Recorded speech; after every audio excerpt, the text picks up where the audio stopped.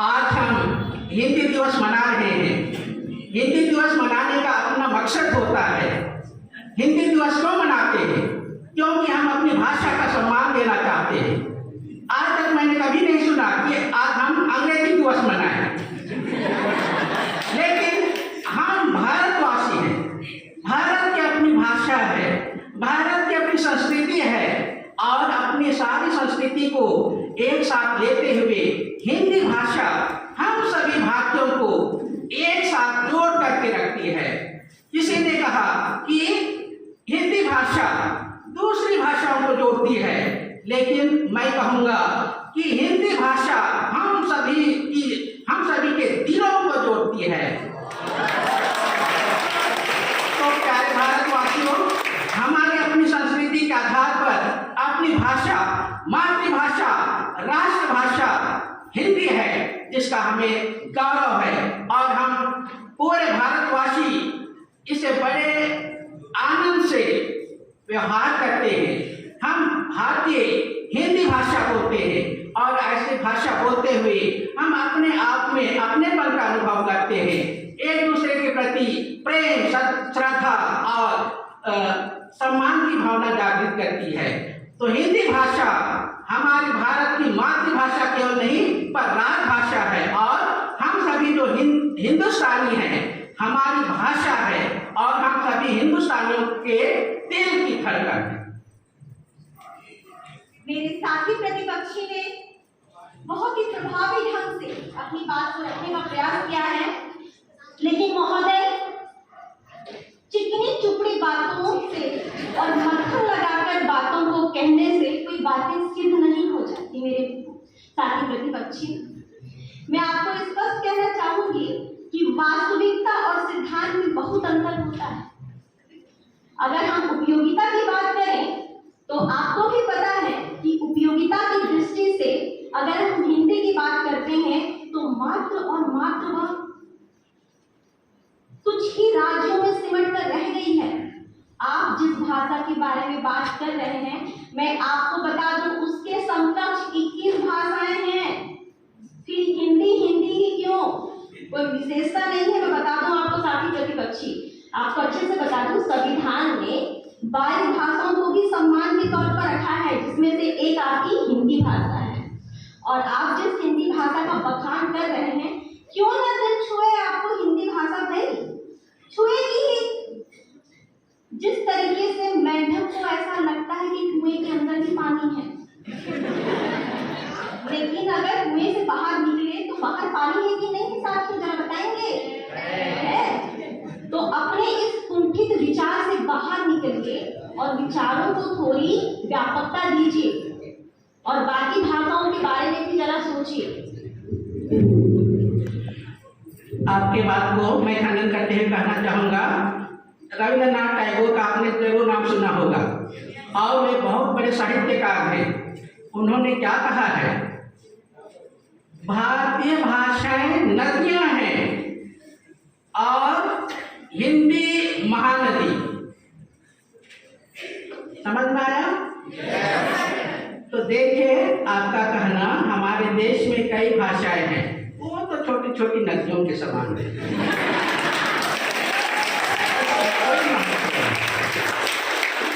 आप महानदी की चर्चा कीजिए, छोटी नदियों की चर्चा कीजिए। हिंदी सिर्फ ये दर्शन शास्त्रों में कह देने से महानदी नहीं बन जाती। अगर महानदी बन जाती तो आज वो राष्ट्रभाषा होती, ना कि सिर्फ और सिर्फ कार्यकालीन भाषा होती, और बाकी भाषाएं उसके समकक्ष नहीं होती। तो मेरे साथी प्रतिपक्षी, थोड़ा सा विचारों को व्यापकता दें।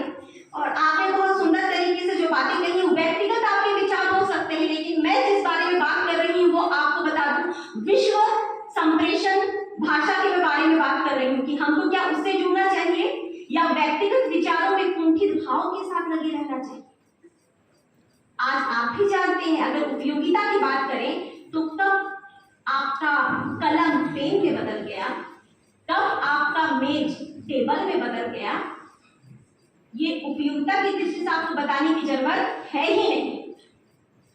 भारत देश की बात करें तो चाहे कोई भी ऑफिस हो, रेलवे ऑफिस हो, कोई भी सरकारी ऑफिस हो, आप जाइए हिंदी ही चलती है।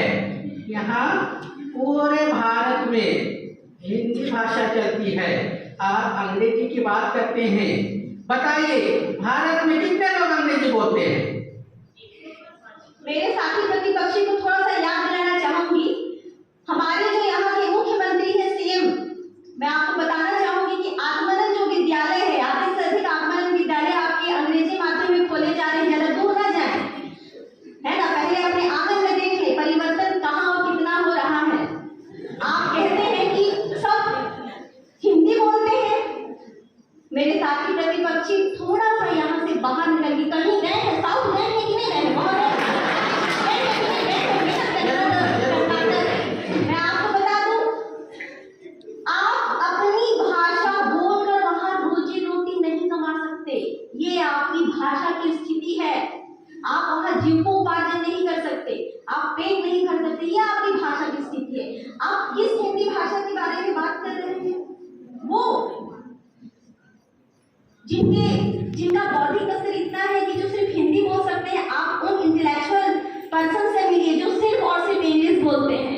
आपको बता दें, आपकी बातों को मैं इस तरह खंडन करते हुए कि हमारे देश में अभी मध्य प्रदेश या छत्तीसगढ़ में बहुत सारे स्कूल खोले जा रहे हैं अंग्रेजी माध्यम के। अब रही बात कि अंग्रेजी माध्यम के स्कूल तो खोलते रहे, पर वहाँ पर क्या अंग्रेजी की पढ़ाई हो रही है? दूसरी बात, आने वाले समय में क्या होगा देखा जाएगा। साथ ही साथ आपने कहा तमिलनाडु का एक मेरा दोस्त है, उससे मैं परिचय कराना चाहता हूँ। उसको हिंदी कुछ भी नहीं आती थी, लेकिन उनको हिंदी फिल्म बहुत अच्छी लगती थी। तो उन्होंने क्या किया, सिर्फ हिंदी फिल्म देखने के लिए और जानने के लिए उन्होंने हिंदी सीखी और वो अभी भी बहुत अच्छी हिंदी बोल लेते हैं। मेरा कहना है कि हिंदी ऐसी भाषा है जहाँ पूरे आप टीवी वगैरह जरूर देखते होंगे, पता नहीं तो टीवी पे कितने भी चैनल्स हैं, आपने कभी हिसाब किया है? प्रायः अधिकांश चैनल हिंदी भाषा में चलते हैं और पूरे भारतीय, पता नहीं अंग्रेजी कहीं चलता हो पर हिंदी ही सब चैनल में लोग देखते हैं। अभी तक सर्वे में नहीं किया हूँ, पर मुझे लगता है कि हिंदी चैनल ही सबसे ज्यादा हमारे देश में प्रचलित है। यानी पूरे व्यवसाय, जितने भी दुकानदारी और ये सारी चीजें हिंदी भाषा में ही होती है, क्योंकि उनको बहुत प्रिय लगती है। अब अंग्रेजी भाषा जो विदेशी भाषा है उसकी जो बात कर रहे हैं, और अपनी भाषा नई शिक्षा नीति पर आजकल बहुत जोर दिया जा रहा है। नई शिक्षा नीति क्या कहता है? मातृभाषा, आप मातृभाषा में सिखाइए, बच्चे तुरंत सीख जाएंगे। मातृभाषा जानते हैं, मातृभाषा जो जन्म से बोलते हैं। अब भाई अपनी मातृभाषा को छोड़ करके कोई दूसरी भाषा, विदेशी भाषा के पीछे चलेंगे तो कैसे काम चलेगा? मेरे साथी प्रतिपक्षी ने अपना खंडन खुद ही कर दिया। मातृभाषा और राष्ट्रभाषा, राष्ट्रीय भाषा में बहुत अंतर है। अपने संपूर्ण ज्ञान को लगाकर आपने जो यहाँ पर अपने ज्ञान को बताने का प्रयास किया है इस विषय में, मेरे साथी प्रतिपक्षी, वो सर्वथा गलत है। आपने टीवी चैनल की बात की, टीवी चैनल को जरा चेंज भी कीजिए। मराठी, उड़िया सारे चैनल चलते हैं, वो सारी क्षेत्रीय भाषाएं हैं। आपको बता दूं, आप सिर्फ एक ही चैनल में लगे रहे तो हिंदी दिखाई देगा मेरे साथी प्रतिपक्षी। दूसरी आपने बात कही है हमारे दिल को जोड़ता है, क्यों ना जोड़े? मैंने कहा ना, थोड़ा बाहर निकले तब पता चलेगा कि विश्व भाषा क्या है, वर्ल्ड कम्युनिकेशन की लैंग्वेज क्या है। आपने कहा कि हर जगह हिंदी चलती है। मैं आपको बता दूं, आपके जो पिलर होते हैं, जो स्तंभ होता है, वो क्या होता है? कार्यपालिका, न्यायपालिका और विधायिका। ये तीनों जो पिलर होते हैं, बहुत अच्छे, ये जो तीनों पिलर हैं, यहाँ पर दो भाषाओं को सिर्फ महत्व मिला है। सर्वप्रथम इंग्लिश और सेकंड है आपकी हिंदी। आपको बता दूं, हाईकोर्ट में दलीलें आज भी इंग्लिश में पेश की जाती है मेरे महोदय, हिंदी में नहीं। मेरे ख्याल से ये चीज तो आपको पता ही होगा। तो अभी तात्कालिक भाषण में कई लोगों ने हिंदी भाषा के बारे में बताया। कहाँ पर ये आशीष वगैरह की बात मुझको याद आ रही है। क्या कहा उसको तो नहीं, पर बहुत सारे तेजी ने भी कहा कि हमारे पूरे विश्व में अंग्रेजी सबसे ज्यादा बोली जाती है, आपको पता होगा या तो। लेकिन उसके बाद में दूसरी भाषा क्या है? चीन में बोली जाने वाली भाषा। उसके बाद में है हिंदी, जो कहाँ बोली जाती है? भारत देश में। लेकिन भारत देश के अलावा और अन्य देश है, उदाहरण के लिए दक्षिण अफ्रीका, कनाडा, न्यूजीलैंड, थाईलैंड और इसी तरह भारत देश के पड़ोसी देश, प्राय सभी देशों में हिंदी बोली जाती है। अगर देखा जाए तो हम इस क्षेत्र में जो रहते हैं सभी हिंदी बोलते हैं। अतः मैं तो कहूँगा कि अगर आप भारत देश में हैं और भारत देश के वासी होने के नाते हमारा सबसे बड़ा कर्तव्य बनता है कि हम हिंदी को ही सबसे बड़ा स्थान देते हैं, न केवल अपने देश में लेकिन अपने जीवन में भी। उससे भी बढ़कर कि हमारी भारत देश की जो भाषा है, आपने कुछ खंडन किया था कि राजभाषा और मातृभाषा में अंतर जरूर है, लेकिन हम मातृभाषा के रूप में राजभाषा का ही प्रयोग कर रहे हैं, जन्म से ही प्रयोग कर रहे हैं, तो हमारी मातृभाषा ही राजभाषा है। तो बात रही हमारी भाषा में, हिंदी में इतनी ज़्यादा क्षमता है कि शब्द भंडार इतना ज़्यादा है, उतना तो पता नहीं अंग्रेजी में भी है कि हिंदी भाषा में वर्णमालाएं कितनी है पता है? चलिए मैं अभी कुछ अदल बदल हो जा रहा है, लेकिन 44 है। 44 में 11 व्यंजन है और सॉरी उल्टा बता दिया, 11 स्वर है और 33 व्यंजन है।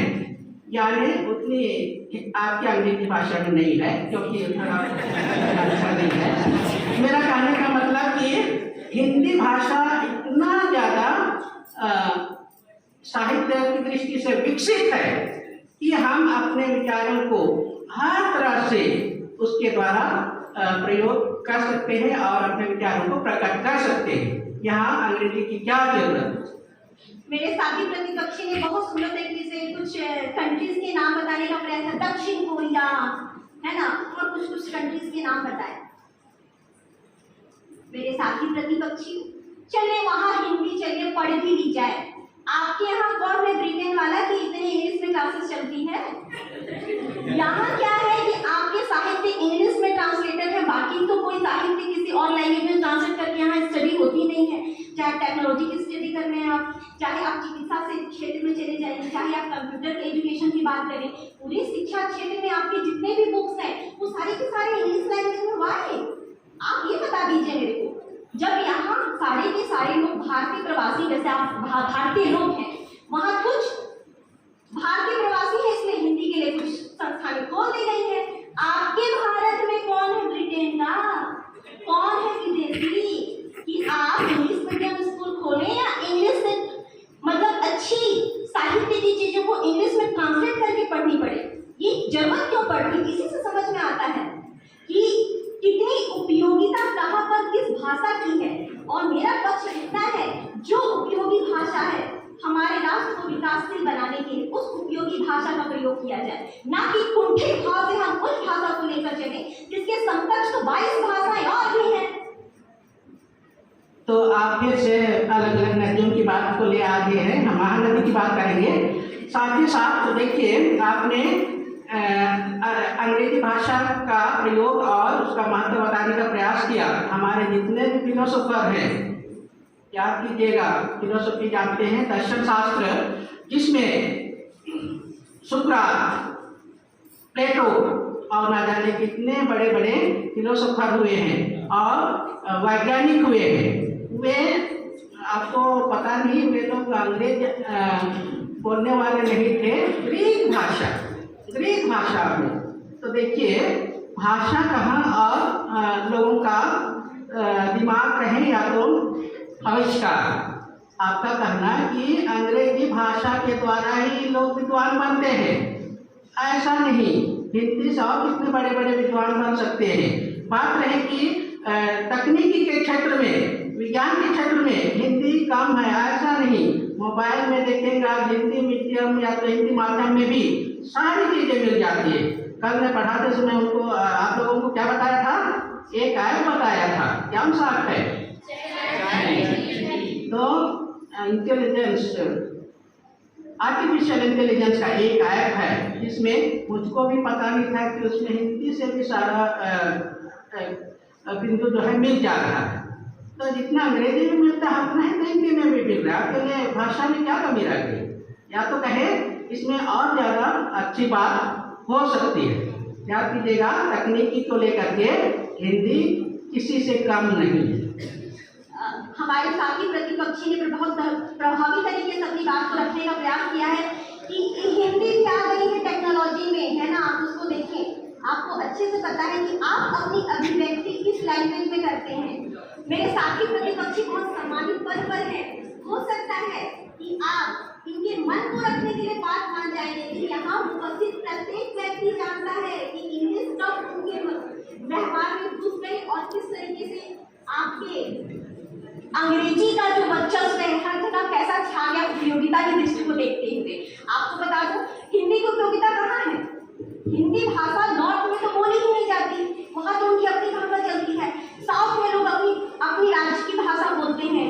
आप पश्चिम चले जाइए, पश्चिम में लोग अपनी भाषा बोल रहे हैं। आप अगर चले जाइए असम में, वहाँ लोगों की अपनी राज्य की भाषा है।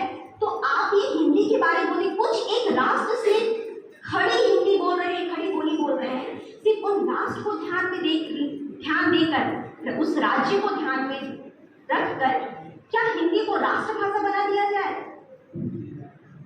क्या यह उचित है? ये सोचने वाली बात है। आप उपयोगिता की दृष्टि देखें। मेरे साथी प्रतिपक्षी आप ही बताइए, अगर आपके बच्चे होते तो क्या आप हिंदी मीडियम में पढ़ाते या इंग्लिश मीडियम में पढ़ाते? दिल पे हाथ रख के बताइएगा, बाकी तो बात बदलती है। तो बात इस तरह की है, आप हिंदी भाषा को अच्छी तरह से नहीं समझ पाई है ऐसा लगता है। हिंदी भाषा में जैसे लिखी जाती है वैसे बोली जाती है, उच्चारण में कोई अंतर नहीं होता है। इसीलिए ये वैज्ञानिक तरीके से अंग्रेजी भाषा से बढ़कर है। मैं एक उदाहरण बताऊंगा, उसमें आपको समझ में आ जाएगा।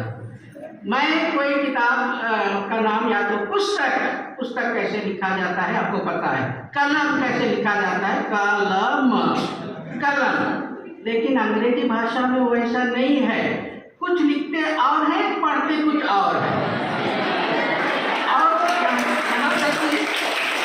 और कोई शब्द को लिखते हैं लेकिन उसका उच्चारण भी नहीं करते हैं। अब देखिए, आप साइकोलॉजी बोलते हैं, मनोविज्ञान। साइकोलॉजी कहाँ, ये शुरुआत में अटपटा से एक शब्द लगा देते हैं, वो है पी। इसको कुछ नहीं बोलना है, वहाँ पता नहीं संख्या बढ़ाने के लिए रख दिया गया है। और इसी तरह देखिए, मैं ये दो शब्द का प्रयोग कर रहा हूँ। BUT को क्या पढ़ते हैं? Birth, BUT birth. लेकिन उसी को दूसरे शब्द में PUT को क्या पढ़ते हैं? पुट पढ़ते हैं। उसको तो पट पढ़ना चाहिए।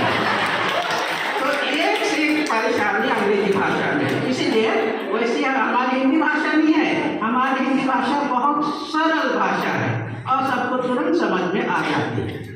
मैं अपने साथी प्रतिपक्षी की बुद्धि पर कोई प्रश्न चिन्ह नहीं लगाना चाहूंगी, पर इतना जरूर चाहूंगी, थोड़ा सा अपने ज्ञान का विस्तार अगर अंग्रेजी समझने और सीखने में लगाते तो ग्रामर की अच्छी समझ होती, तो उन्हें पता चलता कि जो मनोविज्ञान जो हिंदी में है, जिसको इंग्लिश में साइकोलॉजी बोलते हैं, वहाँ पी क्यों लगाया जा रहा है, BUT बट क्यों होता है, PUT को अलग तरीके से यहाँ पर प्रोनाउंसिएशन किया गया। तो मैं आपको बताना चाहूंगी, उसका भी सैद्धांतिक तरीके से वैज्ञानिक नियम है, इसलिए उसको वैसा लिखा जाता है,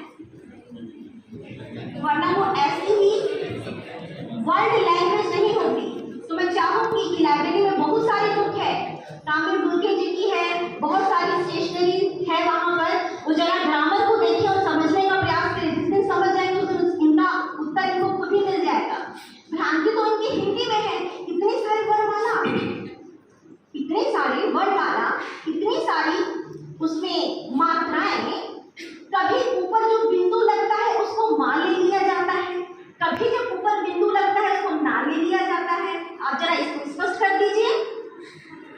कभी आपने तो शब्दों के ऊपर बिंदु लगता है, कभी हम नाम माँ ले लेते हैं, कभी ना गंभीर लिखते हो तो ऊपर बिंदु लगा दो वो माँ बन जाता है, आपने कहा चिंता लिखते हो तो ऊपर बिंदु लगा दो वो नाम बन जाता है। तो मेरे साथी प्रतिपक्षी, सबसे पहले तो ग्रामर सीख कर आइए, भाषाओं के बारे में। आपने कहा ग्रामर शब्द का प्रयोग, हम लोग उसको हिंदी में व्याकरण बोलते हैं। तो आपने जो व्याकरण कहा, ये हिंदी व्याकरण और अंग्रेजी व्याकरण में अंतर हो सकता है, लेकिन अंग्रेजी में इतने सारे अपवाद हैं, इतने सारे अपवाद हैं, हिंदी में वैसे कहीं नहीं है। मैं आपको साथी प्रतिपक्षी बताना चाहूंगी, आप जिस हिंदी के बारे में बात कर रहे हैं उसमें जो शब्दकोश है, कई तो फारसी से ली गई है, कई विदेशी शब्द उसमें अपना लिए गए हैं। तो आपकी हिंदी में कोई अशुद्धियां कम नहीं है, थोड़ा आप अध्ययन कर आए। बहुत सारे शब्द आपके ऐसे हैं जो बाहर के शब्दों से लिए गए हैं, बाहर के देशों के शब्दों से लिए गए हैं, तब वो बनाए हैं। डोली शब्द आपके पास ही शब्द है, अब बताइए आप कैसे कह सकते हैं कि हिंदी हमारी बहुत शुद्ध है, ग्रामर या व्याकरण की दृष्टि से बहुत शुद्ध है? बिल्कुल नहीं। जितनी गलतियां हमारे विदेशी लैंग्वेज को या वर्ल्ड कम्युनिकेशन लैंग्वेज के बारे में कह रहे हैं, उतनी अशुद्धियां तो आपके राष्ट्रभाषा जो आप अभी यहाँ पर खड़े होकर कह रहे होनी चाहिए, उसमें भी गलतियां हैं। आपने जो कहा मैं बहुत सहमत हूँ कि हमारी भाषा जो है अलग अलग भाषाओं के शब्दों से मिलकर बनती है। यानी हमारी हिंदी भाषा अन्य भाषाओं का विरोध नहीं करती, लेकिन उसका स्वागत करती है। हो सकता है वो अपने शब्द भंडार से सम्मिलित कर देती है। आपको पता नहीं होगा, चाहे हिंदी भाषा हो चाहे अंग्रेजी भाषा हो, उनकी शुरुआत कैसी हुई। शायद आप हिंदी भाषा के साथ साथ अंग्रेजी भाषा की शुरुआत को आप नहीं जानते हैं। अंग्रेजी भाषा की भी शुरुआत इसी तरह हुई है। ये मत सोचिए कि अंग्रेजी अचानक शुरुआत हो गया और सब अंग्रेजी भरपूर हो गया, ऐसे नहीं। कई भाषाओं के शब्दों को चुरा करके बोले या तो उसका प्रयोग करते करते आने वाले समय में, इतने समय के बाद में भाषा का रूप एक साहित्य के रूप में आता है। हिंदी पढ़ने वाले जानते हैं कि शुरुआत में बोली होती है, क्षेत्रीय बोली होती है, धीरे धीरे उसमें साहित्य का रूप आता है और भाषा बनती है। और भाषा बनने के बाद में कई ऐसे दूसरे शब्दों का भी समावेश, ये खिचड़ी वाला नहीं, लेकिन कोई निश्चित तार्किक ढंग से प्रयोग किया जाता है। मैं एक छोटा सा उदाहरण दूंगा तो आपको भी समझ में आएगा कि अंग्रेजी भी किसी तरह की है। कई बार न्यूज़ या तो समाचार में अंग्रेजी में मैं न्यूज़ सुनता हूँ, उसमें कहा जाता है कि हाँ कुछ हुआ, उसके बाद में लाठी चार्ज किया गया। फिर वो लाठी चार्ज, लाठी तो हिंदी का है, अंग्रेजी में भी बोल देते हैं, मेरे बहुत अच्छा लगता है। हिंदी शब्द को अंग्रेजी में भी बोल देते हैं, ये तो बहुत अच्छी बात है। तो उसी तरह हम दूसरे भाषा के अच्छे शब्दों का हिंदी भाषा में स्वागत करते हैं और शब्द भंडार बढ़ते के बढ़ते ना जाने कितना बढ़ते चला जा रहा है। इसलिए ऐसा करना कोई गलत चीज नहीं है। आपकी भाषा में भी कोई अच्छी चीज अगर हमारे भाषा में आ जाए तो वेलकम। मेरे साथी प्रतिपक्षी ने बहुत प्रभावी ढंग से बताने का प्रयास किया है। आज जिस मंच में वो खड़े हैं, 14 सितंबर को हम हिंदी दिवस के रूप में बनाते हैं और आज हम उसी के आयोजन के लिए जो यहाँ खड़े हैं, क्यों ये प्रश्न पूछना चाहूंगी। आप थोड़ा इसका इतिहास जान ले। 14 सितंबर को ये बनाने की बात एक दिन पहले संसद में क्या हुआ था, बहुत संविधान को लेकर बहुत चर्चाएं चली। आप जरा सर्च कर लेंगे मेरे साथी प्रतिपक्षी, दलीलें भी अंग्रेजी माध्यम यानी इंग्लिश में हो रही थी। तो दलीलें अंग्रेजी में देने के बाद दूसरे दिन ये कहा गया कि चलो अब हम हिंदी दिवस बनाते हैं, जिसकी बुनियादी संविधान में दलीलें इंग्लिश दे के रखी गई। आप उस भाषा के पक्षधर कैसे हो सकते हैं? सर्वथा आप जिस विषय पर यहाँ पे टॉक दे रहे हैं मेरे यहाँ साथी प्रतिपक्षी महोदय, वो स्वयं पराजित विषय है। आप जरा सोच समझ के अपनी बातों को स्पष्ट करें। समय के साथ साथ कुछ न कुछ परिवर्तन होते जा रहे हैं, चाहे भाषा हो या संस्कृति हो, पर जहाँ तक भाषा की शुरुआत हुई है, आपने जो संविधान की बात कही और शुरुआत में हो सकता है संख्या कम थी, लेकिन आज समय बदल चुका है और हमारे वक्ताओं के द्वारा आपने सुना कि पूरे भारत में कितनी संख्या में लोग हिंदी भाषा में बात करते हैं। आपको मैं बता दूं, लगभग 80 करोड़ लोग हिंदी भाषा बोलते हैं और लिखते पढ़ते हैं। यानी इतनी ज़्यादा संख्या को अगर हम छोड़ करके कोई दूसरी भाषा, बंगाली भाषा मात्र पश्चिमी बंगाल में चलता है, उसको तो हम राष्ट्रभाषा नहीं मानेंगे। यहाँ कहने का तात्पर्य यह है कि ऐसी भाषा जो भारत के अधिकांश लोगों के द्वारा बोली जा रही है, उसका आप खंडन नहीं कर सकते हैं कि हिंदी के बदले की दूसरी भाषा को हमारे देश का राष्ट्रभाषा बनाया जाए, ये तो स्वीकार नहीं होगा। मेरे साथी प्रतिपक्ष को दोबारा याद दिलाना चाहूंगी, महाराष्ट्र में जरूर 75% वहाँ के लोग मराठी बोलते हैं, ठीक है। साउथ जाइए, तमिल तेलुगु चलता है, मलयालम चलता है, पंजाबी चलता है। आप जिस भाषा के बारे में बोले कि 80 करोड़ लोग बोलते हैं, आप ये बता दीजिए, यहाँ मैं पूरे विश्व बंधुत्व के बारे में, एक यूनिवर्सल लैंग्वेज के बारे में बात कर रही हूँ। आप अपना व्यक्तिगत व्यू लेकर बैठे, पूरे भारतवर्ष का आप ही विचार लेके बैठे हैं आप यहाँ पर, ये तो सर्वथा गलत है। आप बताइए, क्या हम विकासशील या विकसित देश है? पहले विकसित कर लीजिए मेरे साथी प्रतिपक्षी, उसके बाद बात करेंगे करना क्या है।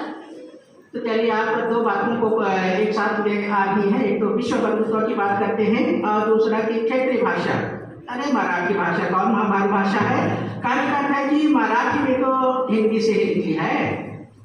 हम जानते हैं कि कई भाषाओं का उद्गम एक दूसरे की भाषा के साथ ही हुआ है, तो उन लोग हमारे क्या कर सकते हैं। मैं भाषा की कोई बदनामी नहीं कर रहा हूँ, लेकिन जो भाषा सबसे ज़्यादा प्रचलित है उसका तो कोई सम्मान होना चाहिए और हिंदी भाषा का हम सम्मान करते हैं। अब रही विश्व बंधुत्व की बात, आपने अंग्रेजी को कहा कि विश्व बंधुत्व यानी पूरे देश या संसार की भाषा है जिसका कि प्रयोग किया जा रहा है। लेकिन जितने भी विकसित देश हैं, चाहे जर्मनी हुआ और उसी तरह अमेरिका, चीन, वहाँ अंग्रेजी का कोई प्रभाव ज़्यादा नहीं है। अपनी भाषा, चीनी भाषा का प्रयोग कर रहे हैं और फ्रेंच, जर्मन, ये सब ऐसी भाषाएं हैं जिनके द्वारा बहुत ज़्यादा विकास हुआ है। तो आप अंग्रेजी को लेकर के इसी से सब कुछ उत्थान हो जाएगा, पता नहीं पतन भी हो सकता है।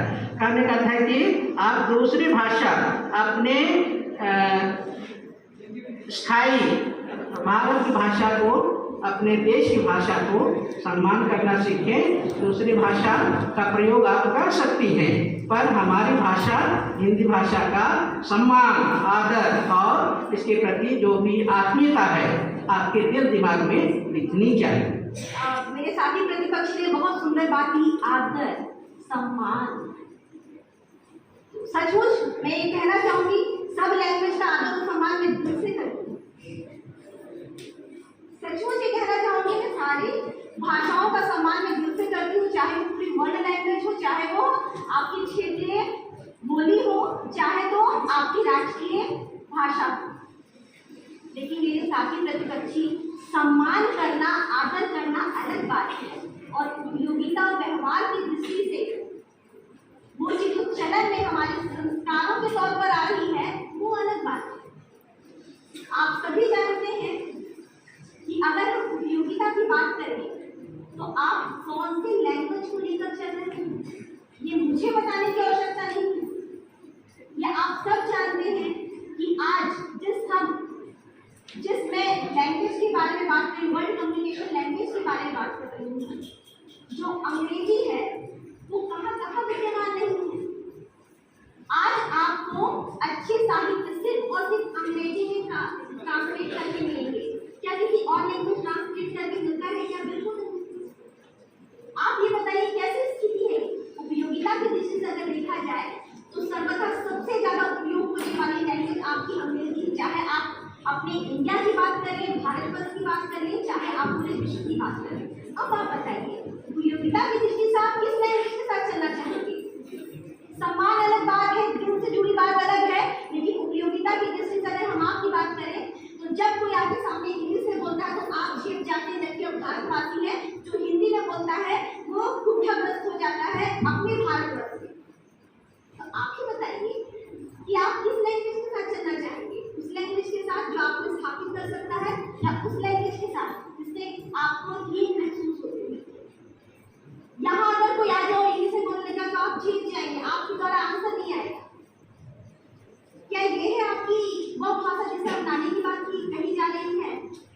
साथी प्रतिपक्षी, जो कुंठित भाव है इससे हमको निकलना बहुत जरूरी है। भाषा वह अपनाए जो हमें विश्व के साथ जोड़ सके, ना कि संकुचित भाव के साथ जोड़ सके। चलिए, मैं आशीष यादव का एक जिक्र करूंगा। उन्होंने विवेकानंद के बारे में क्या कहा था? जब कोई वहाँ के अमेरिका के कोई व्यक्ति ने क्या कहा कि हाउ आर यू, या तो जब वे क्या कहा, जब वे अंग्रेजी में बोलते थे तो जवाब क्या में दिया? हिंदी में दिया। और जब वे हिंदी में इनको पूछे तो उन्होंने जवाब क्या में दिया? अंग्रेजी में दिया। तो विवेकानंद वहाँ की मातृभाषा का सम्मान किया और उसी तरह हमारी मातृभाषा का भी सम्मान हुआ। अब रही माननीय हमारे प्रधानमंत्री नरेंद्र मोदी जहाँ कहीं भी जाते हैं वे हिंदी भाषा का ही प्रयोग करते हैं, हिंदी भाषा में भाषण देते हैं और पूरी दुनिया उनके भाषण को सुनती है। लेकिन उसका मतलब ये होता है कि जितनी हिंदी की भाषा भी, हिंदी भाषा बोली जा रही दुनिया में, हो सकता है इससे और ज़्यादा इसका प्रचार प्रसार हो सकता है आने वाले दिनों में चीनी भाषा क्या, अंग्रेजी भाषा क्या, पहले नंबर पर हिंदी भाषा आ सकती है। मेरे साथी प्रतिपक्षी हो सकता है, हो जाएगा, संभावना है, इस बारे में बात ना करें। हो जाएगा, हो सकता है, संभावना है, इस बारे में बात ना करें। वर्तमान में क्या हो रहा है, क्या चल रहा है, क्या चलन है, क्या व्यवहारिकता है, उसके बारे में बात करें। आप ही बताइए, जो शहर पूरा का पूरा अंग्रेजी है वहाँ हिंदी में वक्तव्य देने की क्या बात है? वहाँ अगर आप हिंदी में दे रहे हैं तो आप अपनी बातों को, विचारों को क्या 100% समझा पाए या 100% समझा पाए? बिल्कुल नहीं, क्योंकि आपने एक दूसरे के साथ क्या नहीं किया, क्या नहीं किया, आप उसके स्तर पर समझा नहीं पाए।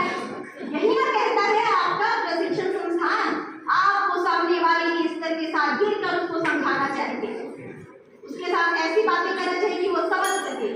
आप बताइए, क्या ये सही है संप्रेषण का भाव? तो मेरे साथी